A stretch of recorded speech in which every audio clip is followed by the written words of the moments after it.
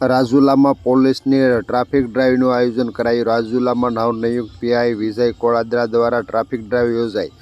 રાજુલા શહેરમાં ટાવર ચોક, હોસ્પિટલ ચોક તેમજ ચાક માર્કેટ વિસ્તારના મુખ્ય માર્ગો ઉપર ટ્રાફિક ડ્રાઇવનું આયોજન કરાયું। આ ટ્રાફિક ડ્રાઇવમાં પીઆઈ, પીએસઆઈ સહિત મોટી સંખ્યામાં પોલીસ સ્ટાફ જોડાયો। નિયમ ભંગ કરનાર વાહન ચાલકોને પોલીસ દ્વારા સ્થળ પર જ દંડ વસૂલ કર્યો।